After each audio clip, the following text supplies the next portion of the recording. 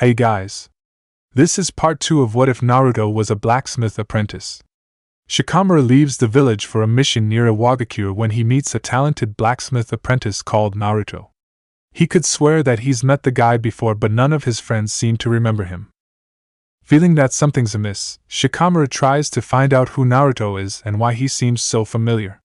Hit like and subscribe if you like this one, and also please check the author in the description. Let's start.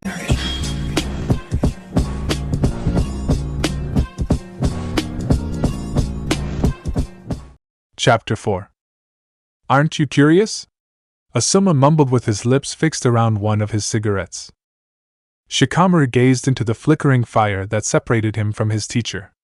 Since they were still in the land of fire, they could afford traveling a little more conspicuous than they normally would. Without taking his eyes off the flames, he answered, "Of course I am. But if I can only satisfy my curiosity by working on my free days, I'll pass." The smell of tobacco reached his nose when the man exhaled with a deep sigh. His sensei lifted his head to watch the other jonin, who seemed to be reading one of his porn books while sitting on the high branches of a sturdy tree. Ever since they left the village, Kakashi appeared to be even more contemplative than usual. Shikamaru doubted that he was actually reading what he was staring at. "Well," Asuma responded, "you've got enough information for this not to be a proper secret anyway. I might as well divulge in the rest, too. It could be beneficial to look at this situation with an unbiased pair of eyes. Fresh perspectives and all of that." Knowing that he was already too involved to escape this matter at this point, Shikamaru decided to humor his teacher. "That guy at the smithy and the yondaime are related, right?" It only made sense. Kakashi had reacted the way he did upon hearing that Naruto had resembled the deceased Hokage. Asuma nodded. "He's the son." Careful to keep his voice down, he continued, "That's why Kakashi's so affected. The yondaime was his sensei, and they were very close. He feels responsible for his teacher's son." Briefly, Shikamaru asked himself how he'd react if Asuma died and left a kid behind. It wasn't a prospect he wanted to consider. Even if he wouldn't admit it, his teacher was one of the people that meant the most to him. The man just understood Shikamaru so easily and had some sort of unwavering faith in him. Him dying, no. He didn't even want to think about it. But he understood Kakashi a little better now. When the man didn't receive a response, he continued, "The kid left the village when he was 6. Later investigations showed that he had climbed onto a merchant's carriage and hid under a pile of hay to flee, with everyone being none the wiser." Shikamaru grinned at the simplistic, childish, yet effective method. "And you haven't been able to find him ever since?" Asuma chuckled and scratched his beard in an embarrassed manner. "Kid's slippery. We've come close many times, but we haven't been able to retrieve him yet." Shikamaru couldn't repress snickering any longer. It was just so goddamn funny. A troupe of elite ninjas hasn't been able to get a hold of a little brat. "He's resourceful," a monotone voice commented from behind him. Kakashi had left his tree in complete silence, and was now standing in close distance to the campfire. The man sat down at the open space between Shikamaru and Asuma. "We've tracked him down 6 times before. Today is the 7th time." His teacher relaxed and slouched towards the heat of the flames. "You don't seem as energetic as you were in the early morning, Kakashi. Did something happen?" The other man didn't move. It was difficult to gauge him on a normal day, but he seemed even more closed off now. The look in his soul I was unfocused and empty. I let the excitement of having another clue affect me. Doesn't happen too often that we get those, after all. But I had time to think about it. "And?" Asuma baited. "I don't think he's still there." Finally, he broke out of his stupor and lifted his gaze from the fire to look at Shikamaru. "Talking with you must have set him off," he theorized. It didn't sound like an accusation, just like a mere stating of facts. The man shrugged and turned towards Asuma. "You know how quick he is." When his sensei nodded, Shikamaru realized that he must have gone on a couple of these missions, too. It was a little unusual since the man's specialties lay in combat rather than in tracking. As far as he had understood, the actual problem didn't lie in beating a violent Naruto, but in even getting a hold of him. Why did he leave in the first place? The teen asked. That, after all, was the key to finding Naruto. If they could understand why he was fleeing, they might be able to plan ahead. His teacher shrugged. He was a lonely orphan, a little kid. Who knows what he was thinking at that time? Shikamaru sighed dismissively. He didn't like to be taken for a fool, not even by his teacher. Asuma raised his brows in faux innocence, as if not understanding why Shikamaru didn't just accept his answer. You're a good liar, sensei. But that doesn't help you much when your lie doesn't make any goddamn sense. Having drawn his conclusions, the boy stood up and cracked the tense bones in his body. I'm gonna take a nap. Wake me when it's time for my watch. He didn't need to know what was going on. It was obvious that there was more behind the scenes than what he was being told. Someone didn't just run away and commit themselves to a life full of inconsistencies because of no reason. There was a secret that they were unwilling to tell him. Fine. The life of a shinobi was full of secrecy and misconceptions. Naruto was just one of many riddles. Kakashi had been right, and in retrospect, it was no big surprise. One didn't escape the hold of a bunch of elite ninjas for such a long time without being somewhat careful.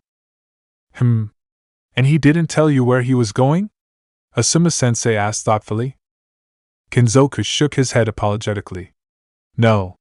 But he let me know months ago that he was planning on leaving. The boy was talented, but he didn't like the job. The old man sounded sincere, but it was always possible that he was just a very good liar. Then again, why would have Naruto told his boss where he was going? The fact that he'd chosen to leave his current life behind when he told Shikamaru that he'd wait for his boss to train another apprentice supported their theory that he'd become suspicious and took flight in fear of their arrival. Do you remember the date of his departure?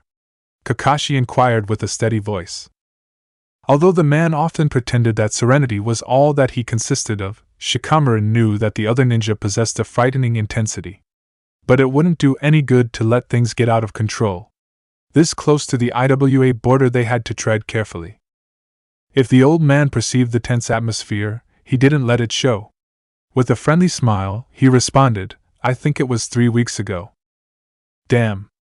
That meant that even Kakashi's dogs wouldn't be able to pick up a scent. Too much time had passed. When both Asuma and Kakashi decided to interrogate the old blacksmith even further, Shikamaru opted to exit the smithy and search for any further clues outside. He sighed when he closed the door behind him and breathed in the evening's cool air.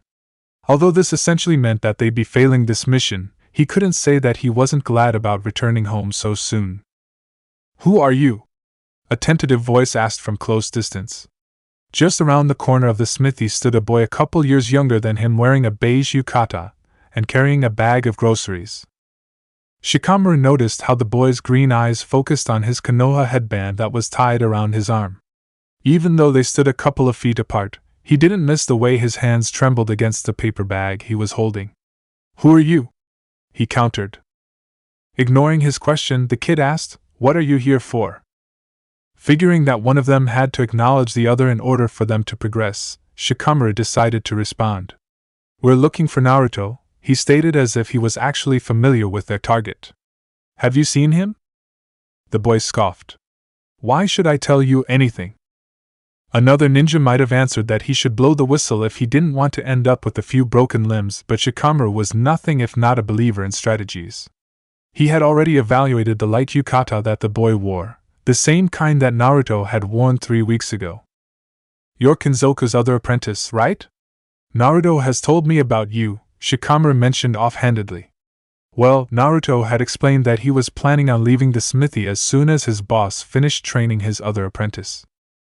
Judging the kid's appearance, and the fact that he'd been heading towards this building, it was clear that he was said other apprentice. Apparently, he'd caught the teen off guard. What? Naruto's told you about me? Why so surprised? The boy shrugged and cautiously approached him. He's always been so distant. I didn't think that he cared enough to mention me to someone. Shikamaru stuck his hands into his pants pockets and lifted the corners of his mouth into a slight smile. The kid was on the hook. Now it was important to come off as unthreatening as possible and pull the fish in. Well, he couldn't have thought too ill of you. He's explained that he wanted to leave the smithy behind because he was convinced that you could assist Kinzoku well enough. green eyes widened in surprise. Really? He gasped. I've always believed that he thought I was some weakling. Shikamaru shrugged. Well, apparently not. Inwardly, he sighed. Asuma or even Kakashi would be so much better at this, but he had to play with what he got. At least the boy seemed naive enough for him not to get too suspicious. But he had to get a little more personal for the boy to trust him. I'm Shikamaru, by the way.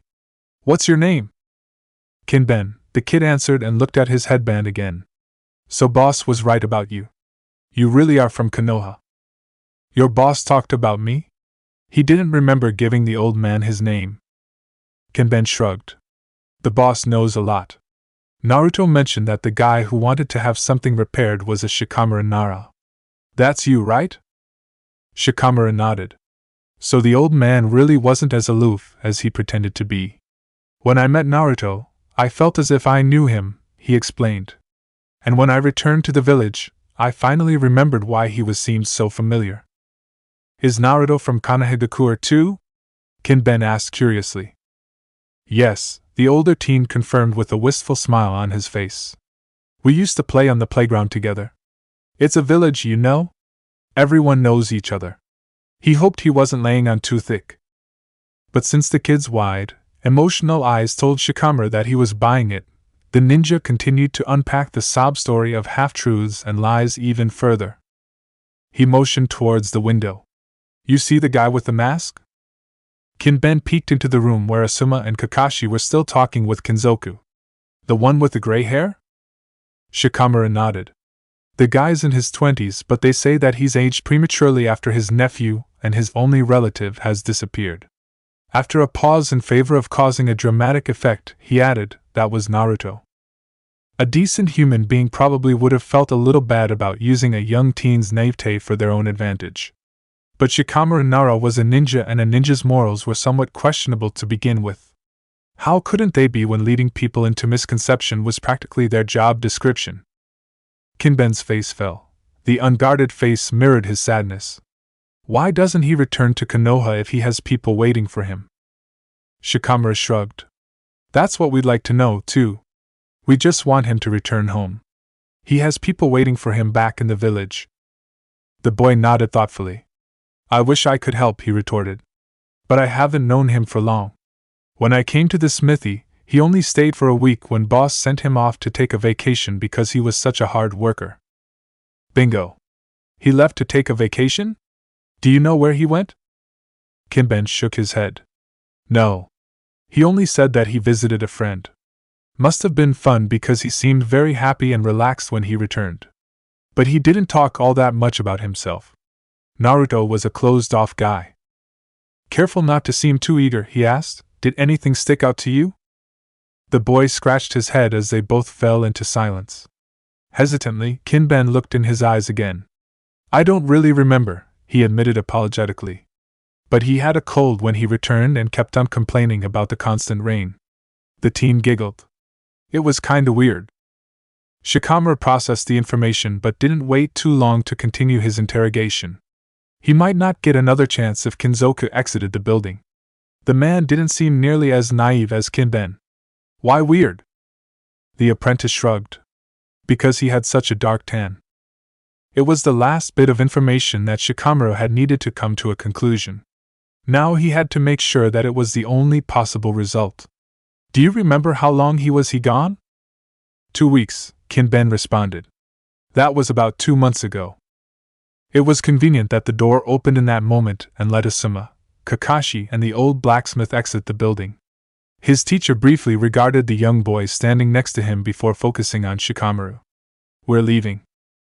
The Nara nodded. After thanking both Kinzoku and Kinben for their time, he turned towards the two men who had already started walking towards the grass country's borders. When he caught up with them, he asked, Where are we going? Home, Kakashi responded. The blacksmith didn't budge. Maybe he really didn't know anything, or he was just a very good liar. Regardless, it wouldn't be good to cause a ruckus this close to Iwa, Asuma-sensei added. The other man shook his head. I can't imagine either of them knowing anything. Naruto didn't escape our grasp for all these years by telling people stories about himself. He's secretive. Shikamaru shook his head. Of course, he wouldn't do that consciously. But everything he does inevitably leaves a mark. He could feel both men's eyes focus on him. Apprehensively, Asuma lightened up another cigarette and took a deep drag. After letting the nicotine he had gotten addicted to flood his lungs and subside his restlessness, he exhaled and spoke up again. Did you find something out, Shikamaru? He shrugged. Maybe. Just a few little things. Asuma grinned and let something akin to pride shine through his features. Those little things that add up in the end? Shikamaru couldn't help grinning back. He wasn't a kid anymore, and maybe he should stop seeking his teacher's approval. Still, it felt good to know that he had made his mentor proud. For the record, I'm not completely sure of this idea. It relies on various theories that aren't exactly foolproof on their own regard. Asuma rolled his eyes. Just spit it out, kid. I think he's got a friend who's helping him. Kakashi squinted. I was the only sign that the man was frowning under his mask. Are you sure? We were previously under the impression that he was operating in solitary. Shikamaru nodded. The boy I was talking with earlier was the blacksmith's other apprentice. He's told me that Naruto left to take a vacation at a friend's place. How would be able to find that person? They could be living anywhere, Asuma argued. He visited his friend 2 months ago, and returned with a cold complaining about the constant rain. It was winter at that time. There was only one place in close distance where it was raining constantly, the young ninja explained. A place where it is always raining constantly, Kakashi deducted. Iwagakure.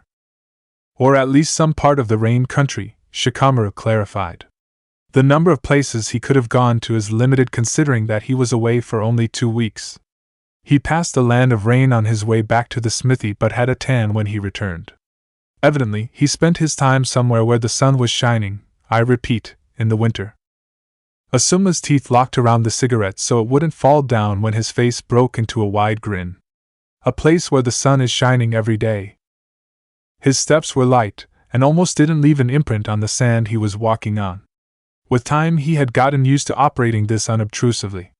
It wasn't something he had been used to doing. It had never been necessary for him to cover his presence because he didn't hide from or avoid obstacles, he annihilated them. But this wasn't about him. He didn't stop when he reached his goal but proceeded to keep on walking, flowing like water through the human masses. His friend usually felt more comfortable residing in mid-sized hotels, but this time it had been important to choose a heavily occupied place to prevent sticking out in the crowd. He didn't have to ask at the reception what room his friend was residing in. He wouldn't have given them his real name anyway. No, he only needed his senses to feel where his friend was.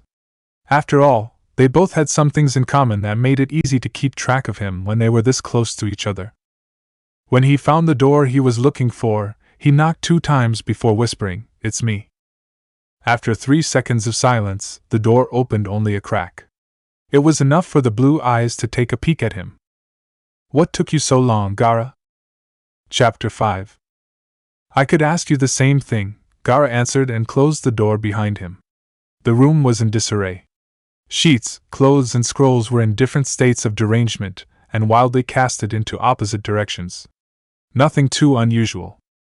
He tilted the windows, careful not to touch the blinders, to let some fresh air into the dark, stuffy room. "Why didn't you come to Suna right when you thought that they were on your trail?" Naruto walked towards him and stopped at the glass to lift one of the blinders up and peek outside. "How the hell could I have done that with all these Konoha parasites that you let invade your village?" Gaara sighed and swiped the maps that had carelessly been thrown onto an armchair aside to take a seat. "You're being dramatic again. There are currently only 2 Konoha shinobi in the village who will be leaving this evening." It didn't seem as if Naruto was listening to him. His frantic eyes continued on searching the room while he kept on scratching his scalp like he often did when he was nervous. The lengthy tresses that Gaara remembered from his friend's last visit had been shorn off. The short hair on his head couldn't have been older than a couple of weeks. "What happened to your hair?" he asked in order to distract Naruto by involving him in a conversation. "Huh!" The boy grunted and finally turned around to look at him again. "Your hair," Gaara repeated. Naruto snorted. "What do you think I did?" Cut it off, of course. It attracted too much attention to begin with. It wasn't unusual for Gaara to reunite with Naruto only to discover that the boy had completely changed his looks to the point where he had become entirely unrecognizable. As soon as his friend was overcome by a rush of paranoia, he left everything he had, changed his appearance, and moved to a place miles away. Currently, Naruto's skin was almost pale and sickly looking. He must have barricaded himself in this room for quite some time. Where did you stay before you arrived here? I hid in the desert after passing through the land of rain, the teen mumbled and started to pace the room in an attempt to alleviate his anxious energy. I spent as much time there as I could because it didn't look like it'd be raining in the nearby countries anytime soon. They'll probably try to track me with dogs again, so I had to make sure they didn't catch my scent. The ninja nodded in understanding. Naruto was a professional when it came to running away. Usually, he wasn't someone to think ahead, preferring to take on problems head first without asking any questions. A spontaneous person if Gaara had ever met one. But life on the run had forced him into being more careful, at least when it came to fleeing from his enemies, and Naruto perceived Konoha as his enemy. You shouldn't have spent so much time in rain. It's dangerous there, and you know that my influence doesn't reach far into foreign countries, especially not into isolationist ones like the rain. Finally, the boy stopped pacing aimlessly and focused his gaze on the shinobus sitting in the comfortable armchair. How do you expect me to do that with Konoha ninjas, you know, the very people I'm trying to avoid, buzzing around your place like they own it? Isn't this a result of your ruling?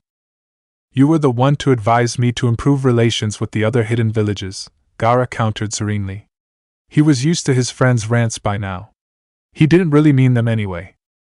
Naruto rolled his eyes. I jokingly suggested that you should consider not starting a war now that you're the Kazekage. Tell me where I've told you to get all buddy-buddy with Konoha. You're overreacting again. He often did. They knew each other for almost 3 years now, and in that time Gaara had discovered that it wasn't rare for his friend to exaggerate when another surge of his persecutory delusions got a hold of him. I wish I was, Naruto refuted. He sat down on the unmade bed and lay his head into his hands. It looked as if an invisible weight was resting on his shoulders. What happened? Gaara asked. I thought that the smithy in the land of Earth was relatively safe. His friend shrugged. Yeah, I thought so too, he groaned. But a couple of Konoha ninjas came around. Did they recognize you? One of them did, kind of. He knew something was up with me but luckily couldn't figure it out. If he did find out who I am, ninjas are probably buzzing around Kinzoku's place as we're speaking. How old were they? Gaara doubted that there was actually something to his friend's suspicions if these Konoha shinobi had been young. After Naruto had become his friend, he'd made the effort to investigate the Hidden Leaf's relations to him.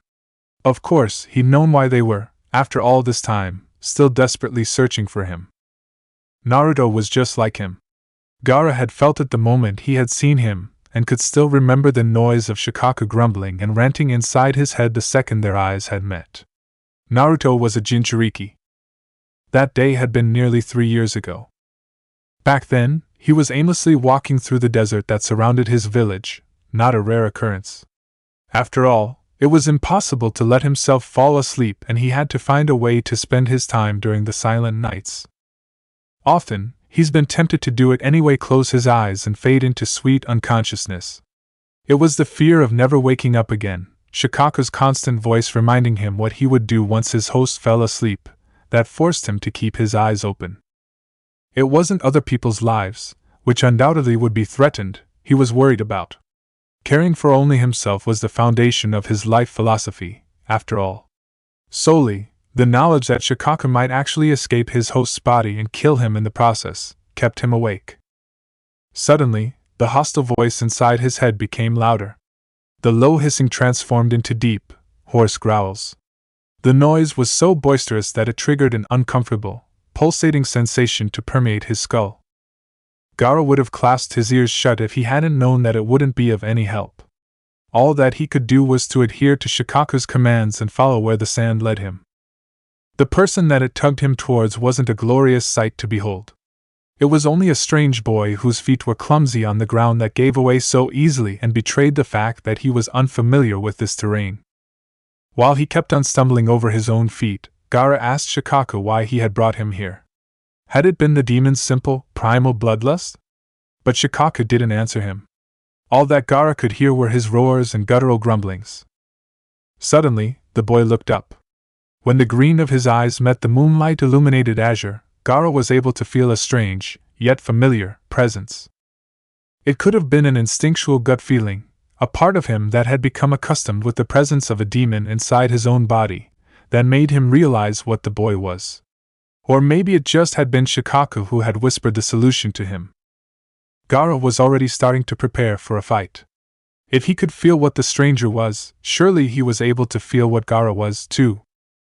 But apparently, he didn't have an idea because his face broke into a bright grin, his blonde ponytail swaying to the left when he asked, "Hey, care to help me out?" Gaara tried to remember the last time someone had approached him in such an unguarded manner. The boy was the first in years and would stay the last for many to come. The ninja didn't answer. Instead, he tried to figure out what to do with the weakling who was still staring at him with that stupid grin on his face. Disappointment arose in him. It could have been interesting to fight someone who was, in a way, just like him. So he resorted to listening to Shikaku, like he so often did. A millennia-old demon inside one's head could be persuasive, yet awfully predictable. It really was Gaara's own fault to expect something more creative when all the demon ever wanted was to kill everyone in sight. But it wasn't like Gaara had a better idea. So he attacked. He would have done it quickly, too, if he had known just how fast the boy could be. With a swift step the foreigner avoided his sand. But they were in his realm. The desert, a vast ocean of sand, was his to control. If Gaara really wanted to, he could capture the boy easily.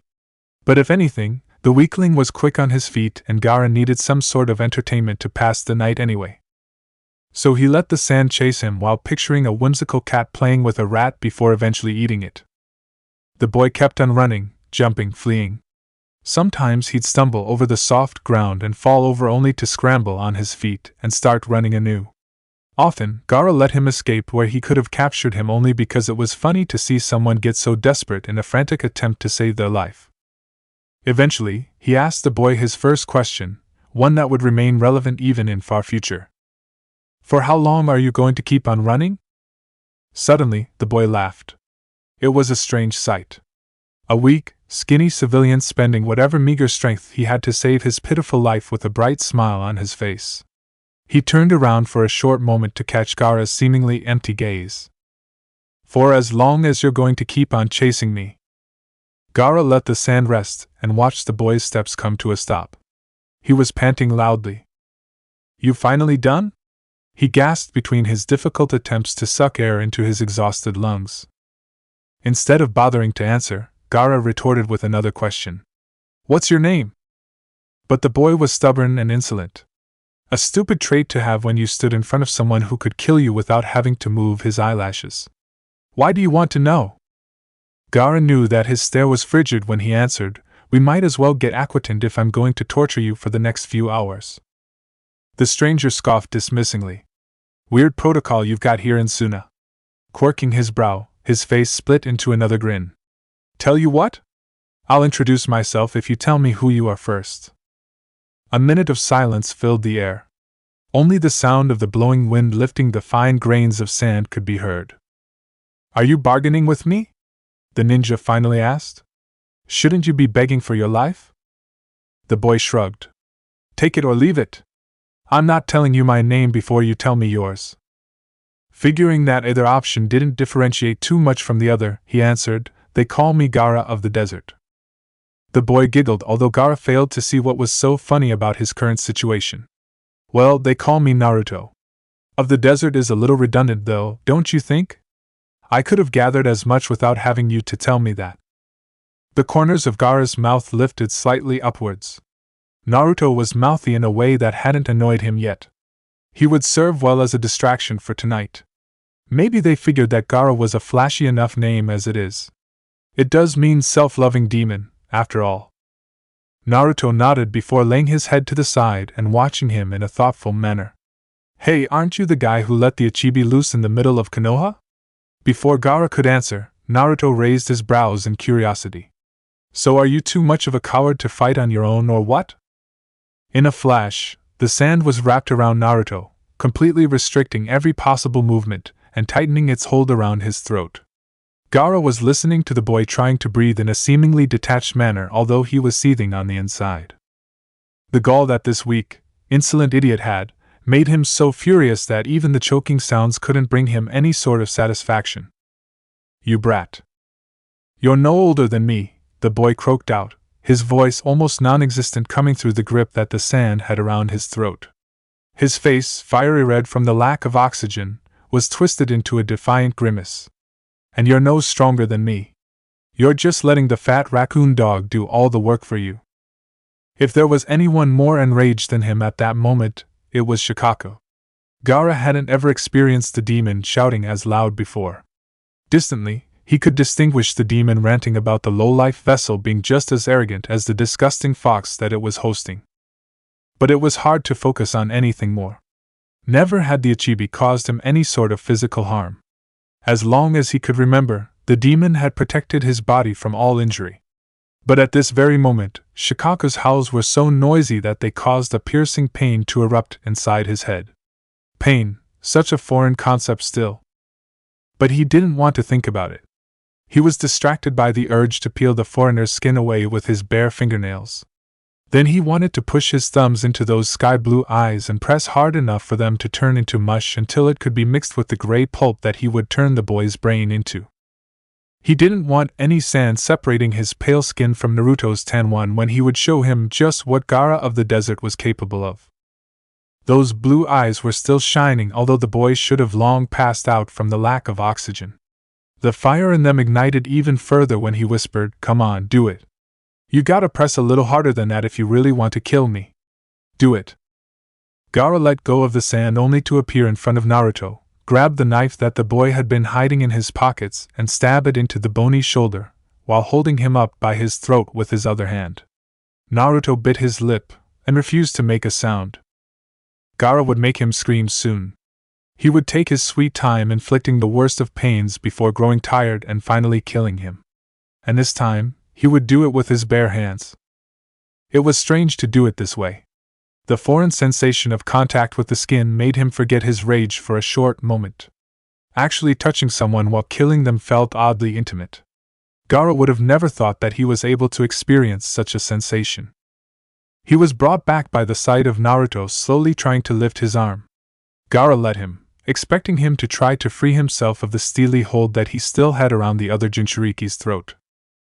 Anticipative of that intimacy that would once again arise when Naruto's blood-drenched hand would touch his bare arm, he followed the boy's movements with his eyes. What followed was not what he'd expected. Complete silence. He needed a few seconds to understand what was wrong. But it was just that, silence. Gaara couldn't hear Shikamaru anymore. "Did it work?" Naruto muttered. Gaara didn't have the time to process the words because the next thing he saw was that the skin that Naruto had touched took on a purplish hue. Then there was pain. "Oh," mumbled the boy whose throat was now free because Gaara could do nothing but watch his arm's violet skin tone in both horror and morbid fascination, while pain continued on consuming him. That aching, the feeling of what he could only describe as someone impaling his arm with fiery hot iron bars, made it impossible to think. "What have you done?" he asked in panic. "What was happening?" "Shit," was Naruto's answer. "Okay, I can repair this. You need to talk with me, okay?" Gaara couldn't listen. "What have you done?" he shouted. In a swift motion, Naruto slapped him harshly with his blood-free hand. "Listen, if you don't answer my questions, I can't fix this. You need to focus, do you understand?" Numbly, Gaara nodded while trying and failing to shut out the burning pain. He realized that his knees must have buckled when he had been overcome by the foreign sensations because he was currently sitting on the ground. In the back of his mind he was wondering why his sand wasn't reacting and only lying limply on the ground. It should have stopped the boy from slapping him. Naruto sat down in front of him and pulled out a notebook and a pen, a notebook and a pen. Gaara almost laughed. Hysteria was probably the most apt term to describe what was dominating his current state of mind. "Answer the questions, all right?" Gaara nodded in a disattached manner.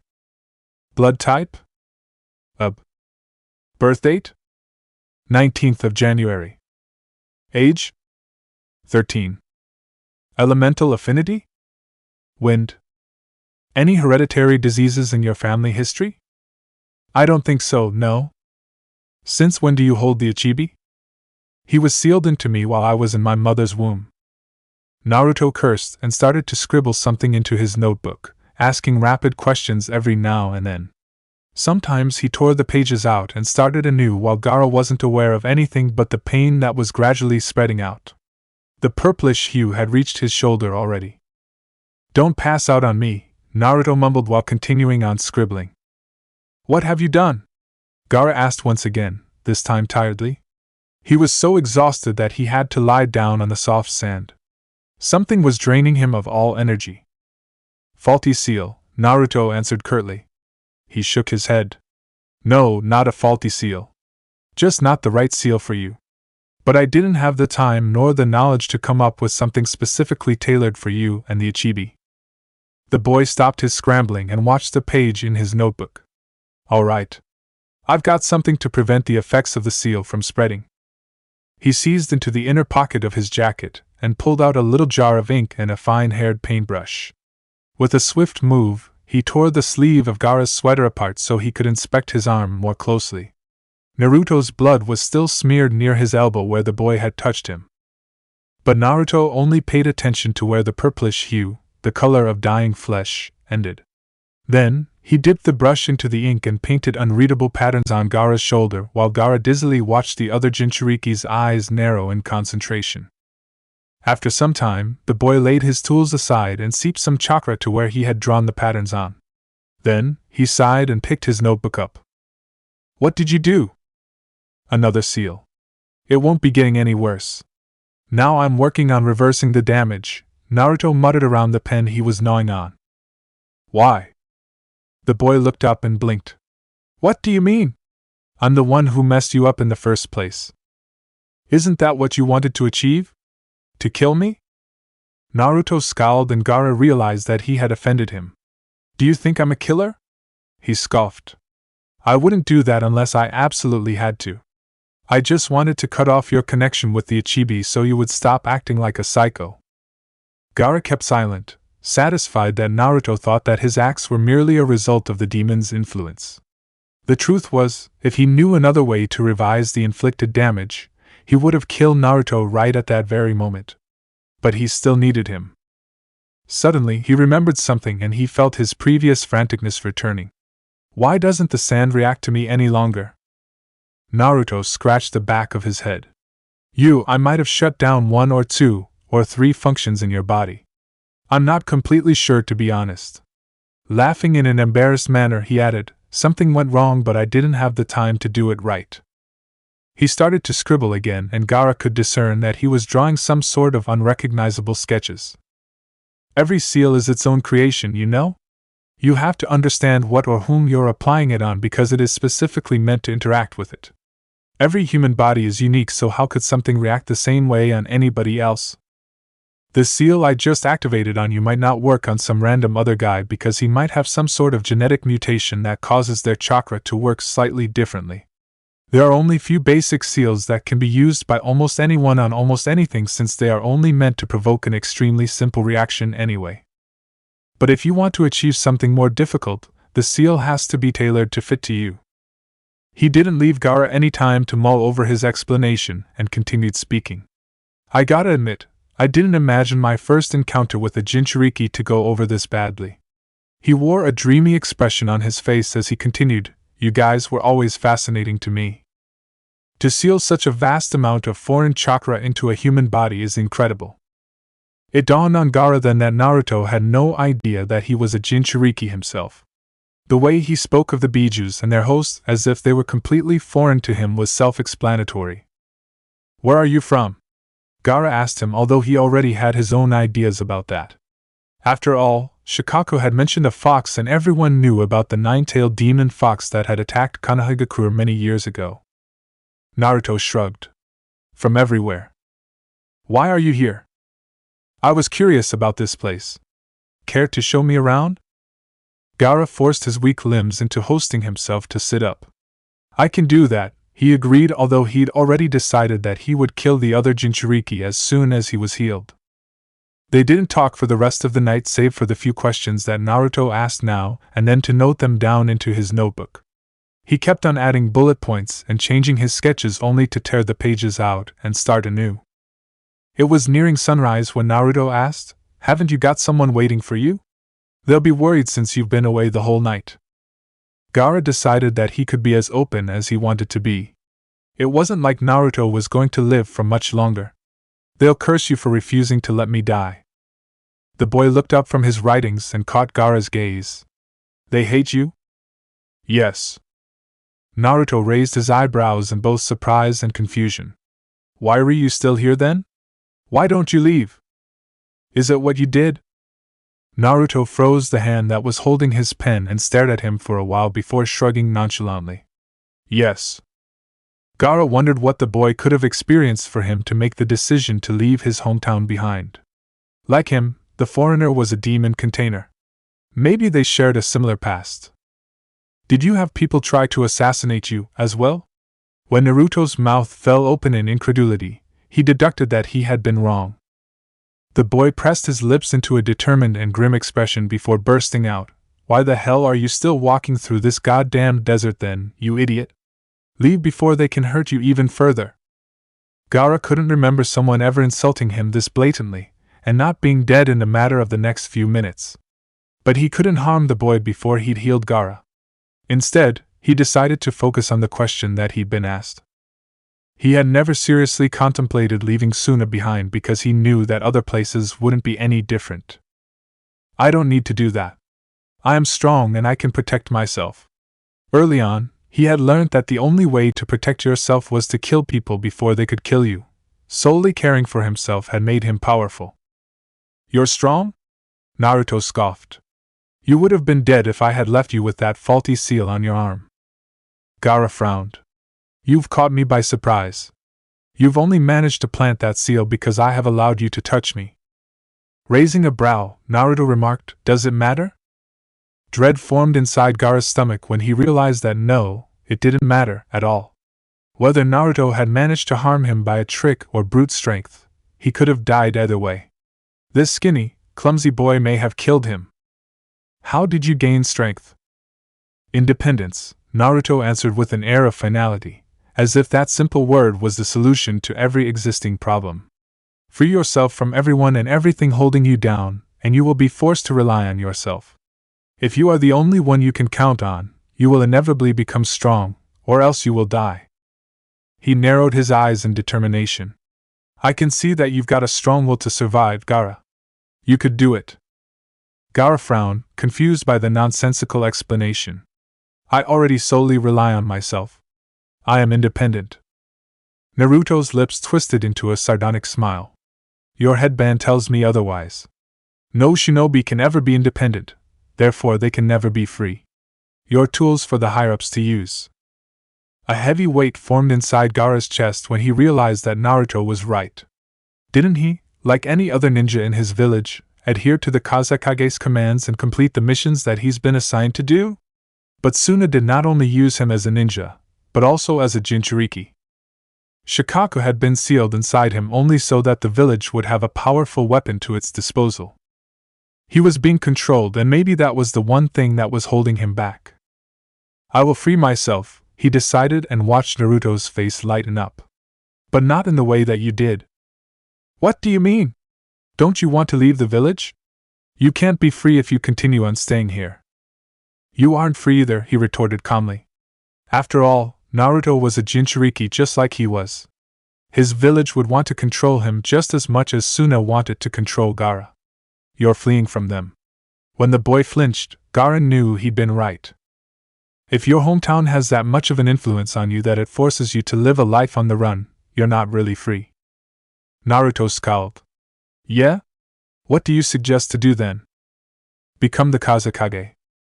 Finally, Naruto had been stunned into silence. "If you're at the top of the food chain, you cannot be controlled." "That's actually not that bad of an idea." He straightened up and let his mouth spread into a bright smile once again. Gaara wondered whether he remembered that he had attempted to kill him not long ago.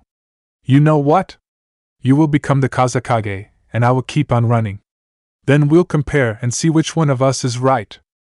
Years later, Gaara became the Kazekage while Naruto kept on running. He hadn't killed Naruto that night like he'd intended to, even after Naruto had reversed the seal and his abilities as well as Shikaku's voice had returned. He thought that he could always do it later, when they eventually found out which one of them had been right. The boy had returned to Suna time and time again, almost always with a bright grin on his face.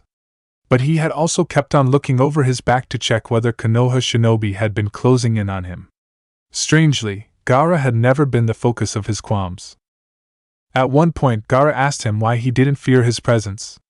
After all, the boy didn't know that he was a Jinchuriki himself. He believed himself to be a simple human being. It would make sense for him to be wary of Gaara. Naruto held his gaze. He was full of self-confidence when he answered, "You could travel through every single country, but you wouldn't find a better sealer than me. I, better than anyone, know the difference between you and the Ichibi. Isn't it scarier to know that it is me, not only the Ichibi, who is capable of doing what you know I did? It isn't solely the demon's influence that made me who I am today." Naruto nodded and Gaara realized that the boy had drawn his own conclusions long ago. "I know. It is the villagers' faults."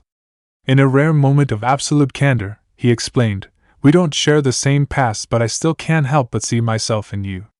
Sometimes I wonder what would have happened if I had never left. I want to see what you will do with your life." So he'd stay for a few weeks at least before leaving, only to return again. Several times Gaara had given up on his goal of becoming the Kazekage, dismissing it as a spur-of-the-moment decision that he hadn't really spent time thinking about. Those times Naruto had never failed to call him an idiot. He'd hated it, still did, when people went back on their word. You hadn't wanted to become the Kazekage, you wouldn't have said it in the first place. Obviously some part of you wants it. You want it, you get it. Naruto had remembered Gaara what it felt like to be supported. Never had he expected to find a companion in Naruto. Neither had he seriously expected his relationship with Suna's villagers to change as drastically as it had. When Gaara had stopped hurting the people and had began to protect them in order to reach his goal of becoming the Kazekage, they had gradually started to respect him. In a matter of years, their fearful looks had changed into expressions of devotion. On the day he was appointed as the next Kazekage, he stood on the balcony of the high tower with his siblings forming a wall of support behind him. While the masses were cheering his name, he only searched for the familiar mop of blonde hair in the crowd, his first supporter, his first friend. He was disappointed when he couldn't spot him. But the job didn't wait. At the same day was shown to his office to work through the stacks of paperwork that had piled up. His work was only interrupted by a clumsy clerk almost spilling hot tea over his lap, only to be held off by a rush of sand. Oops. The mirthful blue eyes that looked at him didn't seem sorry, at all. "I know you've worked at a tea house before, so don't even pretend that this was an accident," Gaara responded before softening his features into a smile that people rarely got to see, even now. Naruto grinned and set the tray aside. "So now that you've become the wind's hotshot, do you finally know which one of us has been right?" Gaara remembered the little bet, their quest to find out which was the best way to achieve freedom. "Congratulations to your win," he sighed. His village had become important to him. As his people had devoted themselves to him, he had inevitably devoted himself to them. He'd known that he would protect it with his life. Gaara had only chained himself to Suna even further. There was just one person he would put before everything, even his village. Gaara blinked and forced himself to return to the present. While sitting in the comfortable chair in the messy hotel room, he had drifted off. But he had to focus and find out whether his friend was really in danger. If not, he had to calm Naruto down so that he wouldn't make any unwise and rash decisions. If Naruto was, in fact, right, he had to do everything in his power to keep Konoha away from him. "Hey Gaara, you fell asleep or something?" Naruto asked with his head buried in his hands. He was still sitting on the unmade bed with his back formed into a dejected hunch. "You know that I don't sleep. Before Naruto could start discussing over a pointless matter, Gaara returned to his original train of thought. How old were those people that you've encountered? About our age. Why do you ask? Gaara didn't respond and returned to his musings. Years ago, Suna had perceived him as a mere weapon, and that was probably the way Konoha looked at Naruto still.